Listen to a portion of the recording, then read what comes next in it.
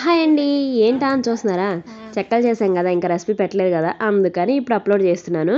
సరే, ప్రాసెస్ ఏంటో చూసేయండి. ఇక మేమైతే ఎసరు ముందుగానే కాగపెట్టేసుకున్నాము. బియ్యం ఎంత కొలత తీసుకున్నా సుమారుగా ఎసరు అయితే పెట్టేసింది మా అమ్మ.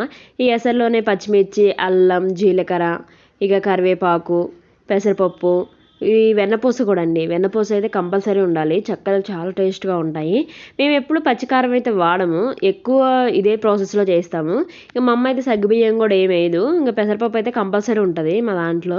ఏంటి చాలా వేస్తున్నాం పెసరపప్పు అనుకుంటున్నామా? ఇంత పిండికి పెసరపప్పు సరిపోతుందండి. ఇక మేమైతే పెసరపప్పు ఇదైతే కామన్. ఇక ఎసరైతే మాకు కరెక్ట్గా సరిపోయిందండి. ఇక కొంచెం ఉప్పు సరిపోలేదండి, ఇక ఉప్పు వేసేసుకొని ఇక మొత్తం బాగా మిక్స్ చేసేసుకోవాలి. కాలట్లేదులేండి, మరి గోరువెచ్చగానే ఉంది కాబట్టి మా అమ్మ అందుకని గంటతో కలుపుతూ ఉంది. మొత్తం కలిసి అడుగుదాకా కలిపెట్టుకుంటే మొత్తం కలిసిపోతుంది. మరీ ఎక్కువ ఎసరు కూడా పోసేసుకోకూడదు కదా, జావ అవుతుందని, అందుకని సుమారు చూసుకుంటూ పోస్తున్నారు. ఇక నేనైతే వీడియో తీస్తున్నా.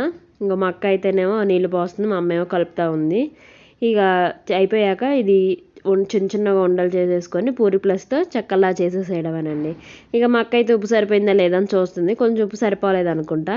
ఇంకా ఉప్పు వేయమని చెప్తే ఇక ఉప్పు వేసేసి అది కొంచెం చిన్న ప్లేట్లో తీసేసుకొని ఇక ఎప్పటికప్పుడు మరి ఎక్కువ నీళ్ళు వేసుకోకుండా ఎప్పటికప్పుడే కొంచెం ప్లేట్లోకి తీసేసుకొని కొంచెం నీళ్ళు చల్లేసుకొని ఇక చిన్న చిన్న ఉండలు చేసేస్తుంటే నేనైతే పూరి ప్లస్తో చెక్కల్లా చేసేసాను. ఇక నూనె కూడా కాగింది. ఇక ఒక ట్రిప్కి ఒక 15 అయితే పట్టాలి, ఒక 10 పడతాయి ట్రిప్కి. ఇక వేసేసి తీస్తూ ఉన్నాం. మాకైతే మధ్యాహ్నం 2కే మేము స్టార్ట్ చేసాము, ఈవినింగ్ 5 వరకు పట్టింది. అమ్మో, పిండి వంటలు అనుకుంటాం కానీ ఒళ్ళు గుల్ల అవటమేనండి బాబు. తినేటప్పుడే ఏం తినదు, బాగున్నాయని తినుకుంటా పోతాము. చేసేటప్పుడే కష్టం విలువ తెలుస్తుంది మాకైతే. అయితే అయిపోయింది పూర్తిగా. చెక్కలు అయితే చాలా టేస్ట్గా వచ్చేసాయి. ఇక ఫస్ట్ ప్లేట్ మాత్రం మా తాతయ్య వాళ్ళకి దగ్గర పెట్టేసేసి నెక్స్ట్ అయితే మేము తినేస్తాం. ఇక మీరు కూడా అంతేనా కదా కామెంట్స్లో చెప్పేసేయండి. మీరు ఎలా చేస్తారో కామెంట్స్లో చెప్పేసేయండి. ఇలా ఎర్రగా రావాలి అంటే కారం వేస్తే ఎర్రగా ఉంటుంది, మనం వేసింది పచ్చిమిర్చి కాబట్టి ఇలాగ అనిపిస్తాయి.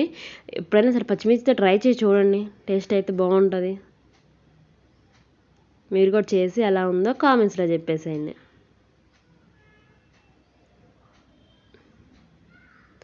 ఇక లాస్ట్ ప్రాసెస్కి అయితే వచ్చేసిందండి మాది. అప్పటికే ఓపిక అయితే అయిపోయింది మాకైతే, ఇంక ఓపిక అయితే లేదు.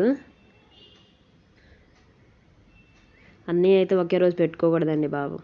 సరే అండి, ఎలా ఉందో కామెంట్స్లో చెప్పండి.